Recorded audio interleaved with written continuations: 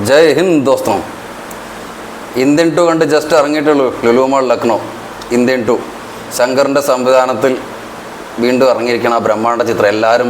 വളരെ കാലമായി കാത്തിരിക്കുകയായിരുന്നു എന്നാണ് ഇന്ത്യൻ ടു ഇറങ്ങുക പറഞ്ഞിട്ടുള്ളത്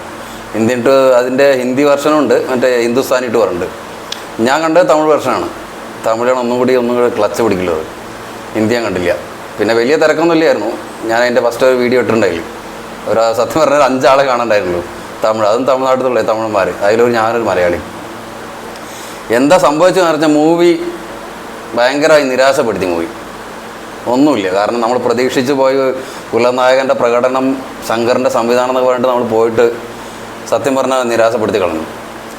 96 1996 ഇന്ത്യൻ്റെ ഫസ്റ്റ് പാട്ട് ഇറങ്ങിയപ്പോൾ അന്ന് സൂപ്പർ ഹിറ്റായിരുന്നു കാരണം കമൽഹാസൻ്റെ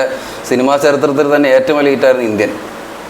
അത് നമുക്ക് ഭയങ്കര ഇതായിരുന്നു അത് കണ്ടിട്ടാണ് സെക്കൻഡ് ഇതിന് പോയത് അപ്പോൾ സത്യം പറഞ്ഞാൽ നിരാശപ്പെടുത്തി കാരണം എനിക്കത് മുന്നേ തന്നെ അറിയാമായിരുന്നു കാരണം ആ ട്രെയിലർ കണ്ടപ്പോൾ തന്നെ ഒന്ന് തോന്നിയത് ഇത് പടം പൊളിക്കുന്നുള്ളൂ സിനിമ ഒരു 2.5 മണിക്കൂർ സിനിമയുണ്ട് പിന്നെ അതിൽ കമൽഹാസനാണ് മെയിൻ ഒരു 106 വയസ്സ് മറ്റേ ആൾക്ക് ഉണ്ടായില്ല പഴയത് അന്ന് ഇന്ത്യൻ ഫസ്റ്റ് നടക്കുമ്പോൾ തന്നെ ആൾക്ക് 50-55 വയസ്സാണ് ഇപ്പോൾ ഒരു 26 അല്ലെങ്കിൽ 106-110 വയസ്സുള്ള ഒരാളെ കാണിക്കണം പിന്നെ മേക്ക് ഓവർക്ക് കുറച്ച് കൂടിപ്പോയി മേക്കപ്പ് കുറച്ച് കൂടി ഒരു വിട്ട് ഇപ്പോൾ ഇന്ത്യൻ ഫസ്റ്റിലുള്ള പോലെയല്ല മേക്കപ്പ് ചെയ്തിരിക്കുന്നത് മേക്കപ്പിൽ തന്നെ ഒന്നാമത് ഒരു സുഖം കിട്ടുന്നില്ല മേക്ക് ഓവർ കൂടിയിട്ട് കമൽഹാസൻ്റെ വലിയൊരു ഇതില്ലായിരുന്നു പിന്നെ അതിൽ മറ്റേ ആർട്ടിസ്റ്റുകൾ പറഞ്ഞിട്ടുണ്ട് നമ്മളെ മരിച്ചു പോയി കഴിഞ്ഞാൽ നെടുമുടി വേണു വിവേക് മനോബാല ഇവരെയൊക്കെ എങ്ങനെയൊക്കെ VFX വെച്ച് എന്തൊക്കെയോ ചെയ്തിട്ടുണ്ട് അവരൊക്കെ ഉണ്ട് ഒരു അരമണിക്കൂറൊക്കെ ഉണ്ട് നെടുമുടി വേണൊക്കെ ഉണ്ട് നെടുമുടി വേണു വിവേക് അങ്ങനെ എല്ലാവരും ഉണ്ട് പിന്നെ ആക്ട്രസ് പറഞ്ഞാൽ സിദ്ധാർത്ഥ് ഉണ്ട് തമിഴ് നടൻ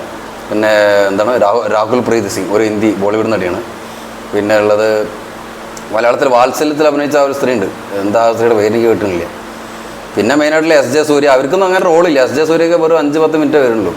SJ സൂര്യ ഉണ്ട് സിദ്ധാർത്ഥാണ് മെയിൻ റോളിലായിട്ട് നിൽക്കുന്നത് സിദ്ധാർത്ഥും കമൽഹാസനാണ് കൂടുതൽ പിന്നെ നായിക പറഞ്ഞതില്ല അതിൽ രാഹുൽ പ്രീത് സിംഗ് ആണ് ഇതിൽ മെയിനായിട്ടുള്ളത്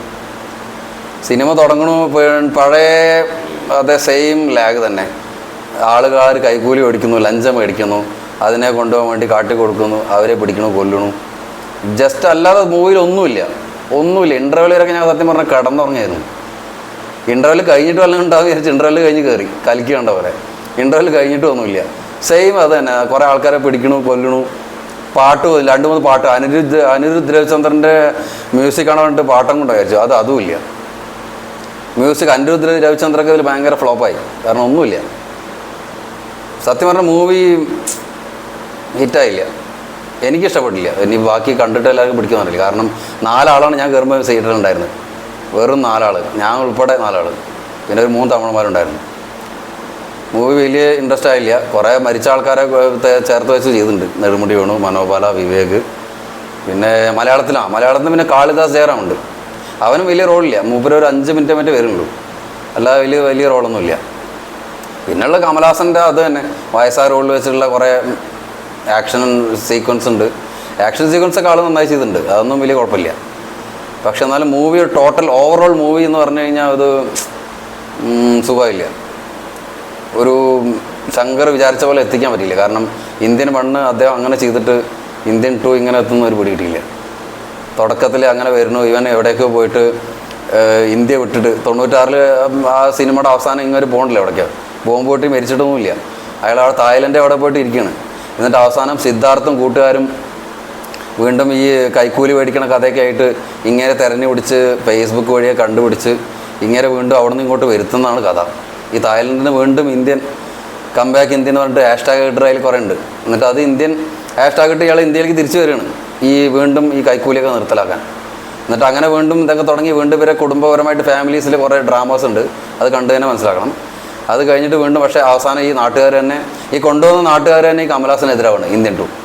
ഈ കംബാക്ക് ഇന്ത്യൻ എന്ന് പറഞ്ഞ അതേ ആളുകൾ തന്നെ അവസാനം ഗോ ബാക്ക് ഇന്ത്യൻ പറഞ്ഞ ഹാഷ്ടാഗ് കൊടുക്കുകയാണ് അങ്ങനെ അവസാനം ഒരു കഥ ഒരു 2.5 മണിക്കൂർ മൂവി പക്ഷേ അത് കഴിയുന്നില്ല ഇതിൻ്റെ സെക്കൻഡ് 3rd പാട്ടും കൂടി വരാണ്ട് അതും കൂടി സഹിക്കണം ഇനി കാരണം അത് അവസാനം നിർത്തുമ്പോൾ കമൽഹാസൻ പറയുന്നുണ്ട് ഐ വിൽ കം ബാക്ക് എന്ന് വെച്ചാൽ ഇന്ത്യൻ 3 കൂടി ഇറങ്ങും എന്തായാലും ഇന്ത്യൻ ടു എനിക്കിഷ്ടപ്പെട്ടില്ല കാരണം അതേ സെയിം ലാഗ് ഒരു സെയിം കഥകൾ സെയിം സ്റ്റോറി കൈക്കൂലി വാങ്ങുന്നു പിടിക്കുന്നു കൊല്ലുന്നു വേറെ ജസ്റ്റ് അതിൽ പുതിയതായിട്ട് പുതുമയായിട്ട് ഒന്നുമില്ല. ഒരു ന്യൂ ഐറ്റം എന്ന് പറയാനായിട്ട് ഒരു ഒരു ഒരു ഒരു സംഭവങ്ങൾ ഞാൻ കണ്ടില്ല അതിൽ. കുറച്ചുള്ളത് വെച്ച് ആക്ടിങ്സ് ഉണ്ട്, കമലഹാസൻ്റെ കുറച്ച് ആക്ടിങ്സ് ഉണ്ട്, പിന്നെ നെടുമുടി വേണു, വിവേക്, മനോബാല, അവർക്ക് അത്ര റോളൊന്നുമില്ല. മലയാളത്തിൽ നിന്ന് പിന്നെ കാളിദാസ് ജയറാമുണ്ട്. എസ് ജെ സൂര്യയ്ക്ക് നല്ല ആക്ട് ചെയ്തിട്ടുണ്ട്, പക്ഷെ അവൻ റോൾ കൊടുത്തിട്ടില്ല, ഒരു 5 മിനിറ്റേ ഉള്ളൂ. എന്തായാലും സിനിമ വലിയ പോരാ, എൻ്റെ അഭിപ്രായത്തിൽ പോരാ. എന്തായാലും പോയി കാണും ഇന്ത്യൻ 2. കമലഹാസൻ അങ്ങനെ ഒന്നും ഇതാവട്ടെ. അടുത്ത ഇനി ഇന്ത്യൻ 3 കൂടി വരാതിരിക്കുന്നുണ്ട്, അതിനുവേണ്ടി നമുക്ക് വെയിറ്റ് ചെയ്യാം. നമുക്ക് അടുത്തായിട്ട് ഇന്ത്യനാണ്. എനിക്കിനി ഇതിൽ ഒന്നേ പറയുള്ളൂ, go back Indian. No come back, no only go back. Jai Hind.